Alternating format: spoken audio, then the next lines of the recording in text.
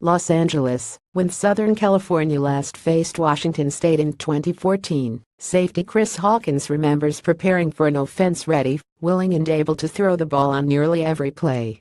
The number 16 Cougars are still capable of airing it out, but the fifth-ranked Trojans expect to face a slightly more balanced version of the air raid approach on Friday night.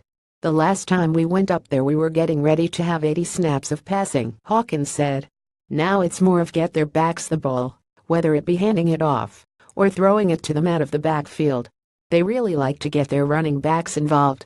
James Williams leads the team with 37 catches, and Williams and Jamal Morrow each have 3 touchdown receptions out of the backfield.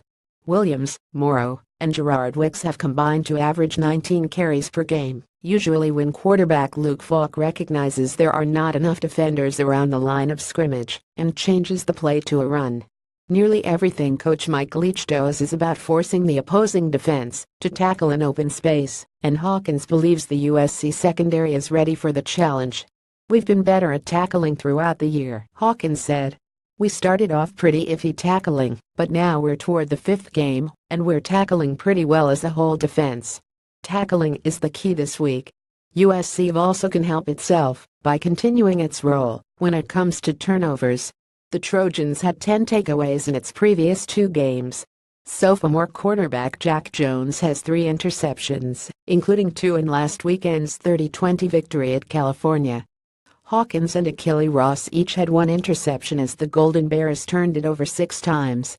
Hawkins got his 4th career interception in the 4th quarter after the coaching staff wanted him to call it a day. Instead, Hawkins told cornerback Iman Marshall to stay in the game because their chance to get an interception was coming. Sure enough, Hawkins came away with the 4th and final pick off Ross Bowers 2 possessions later. "As soon as I caught it, I went straight out of bounds," Hawkins said with a smile. "I wasn't trying to sugarcoat anything. I was running straight to the sideline. We got out of there with the W. I got what I wanted out of that drive, and we are all good." For Jones, his recent knack for making plays is a reflection of adjusting to life as a starter. "The first couple games I had to get the speed of it, and now I feel like each week I get better and better," Jones said. USC also is growing more comfortable with a variety of different personnel packages for its secondary, employing a big dime for the first time this season against Cal.